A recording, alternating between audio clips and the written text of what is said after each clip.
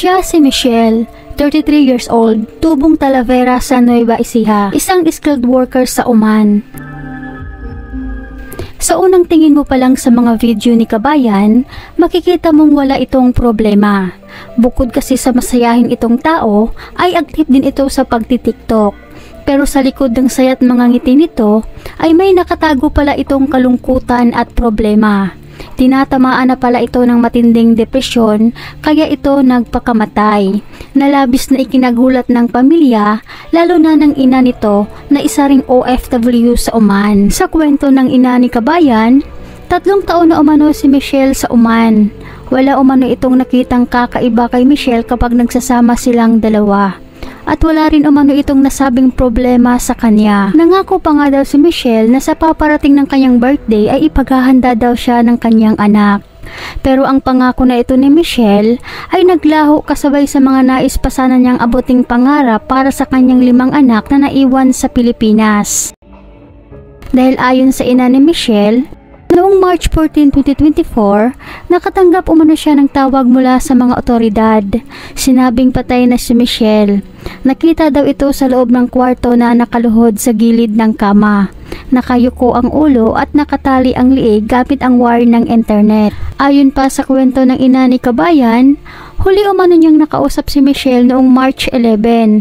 Sinabi daw nito na pinayagan siya ng kanyang manager na mag-leave ng 1 araw para magpa-check up dahil sa masama daw ang kanyang pakiramdam. Ayon naman sa kwento ng ka-roommate ni Michelle sa flat, March 13, 2024 ng tanghali, nakita pa umano nito si Michelle na nagluluto.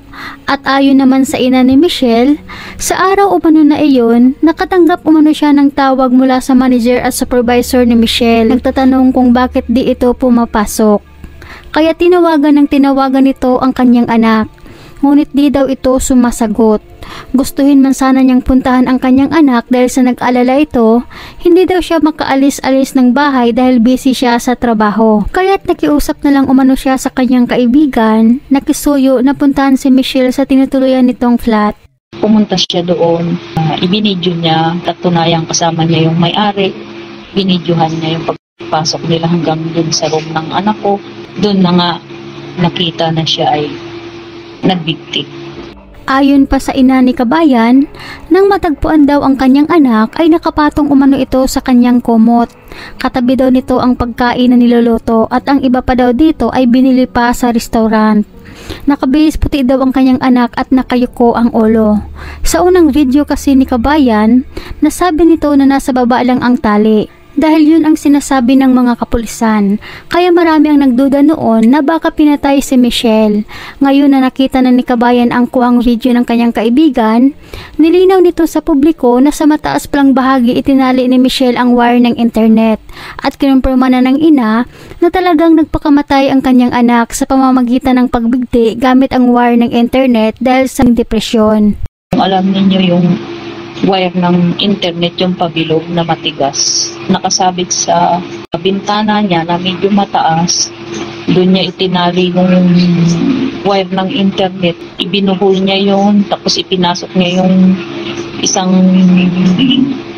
wire na internet, yung pag ginanya niya, mahihila niya, nakatabilog ng ganun. Yun ang ginamit niya. Labis ang pagdurusa at paghinagpis ng ina ni Michelle. Hindi pa rin ito makapaniwala na wala na ang kanyang anak. Sobrang lugmok na lugmok ito sa nangyari. Dahil 2 na pala sa kanyang mga anak ang magkasunod na namatay. 3 na nga lang daw ang anak niya, kinuha pa ang 2. Kaya naitanong nito sa Panginoon kung ano ba ang kanyang kasalanan, bakit ganito ang nangyari sa kanyang pamilya. Kinuha niya na sa akin yung isa. Tapos ito na naman, 3 lang sila. 1 na lang ang natira. Iniisip ko kung ano bang kasalanan ko sa Diyos. Bakit nangyayari sa akin ito? Wala naman akong maisip. Ako nga yung napakamatulungin kong tao na kahit hindi ko kilala, tinutulungan ko kahit nandiyan na yung niloloko ako. Sa ngayon, Nanawagan ng tulong ang ina ni Michelle kay OWA Administrator Arnel Ignacio na sana'y matulungan sila bilang isa rin siyang OFW sa Oman at ina ni Michelle. Dahil ayon sa ina ng Yumao, maliliit pa umano ang 5 anak ni Michelle na naulila. Dahil ang OWA membership ni Michelle ay hindi umano updated, hindi ito na-renew noong nagtatrabaho pa ito sa Oman. Kaya sa mga kababayan ko OFWs, mag-renew kayo ng inyong mga OWA membership mga kababayan. Dahil di po natin nakikita kung ano ang maaaring mangyari sa atin habang tayo'y nagtatrabaho sa ibang bansa. Para kaagad rin kayong matulungan ng OWA sakaling magkaproblema man kayo o may mangyari sa inyo. Sa halagang $25, protektado po kayo sa loob ng 2 taon pati pamilya nyo sa Pilipinas. Ang kagandahan po kasi sa OWA, kapag ikaw ay aktibo na nagbabayad ng membership, di mo na kailangan humingi ng tulong dahil kusa po silang kikilos para matulungan kayo at maibigay ang mga dapat na ibigay sa inyo bilang isang membro ng OWA. Kaya wag nyo pong ipagkait ang $25. Bigyan nyo po ng panahon na ma-renew ang inyong OWA. Pwede naman din po kayong makisuyo sa pamilya nyo dito sa Pilipinas na sila ang mag-renew ng inyong OWA membership. Pwede rin po kayong mag-renew mga kababayan gamit ang OWA mobile app. I-download nyo lamang po ito sa Play Store ang OWA mobile app application. Tapos mag-rehistro kayo para makapag-renew kayo ng inyong OWA. Ang masakit po dito, yung OFW po ay hindi nakapag-renew ng kanyang OWA membership. Kaya wala po siya makuhang tulong sa OWA. Pero bibigyan na po siya ng burial assistant. Ang alam ko po dyan, 20,000 pesos. Kaya ito po yung aking panawagan po sa mga kababayan natin. Kahit po sabihin natin na hindi kayo makalabas, hindi kayo makapag-renew ng inyong membership, dahil mahigpit ng employer, hindi kayo makauwi.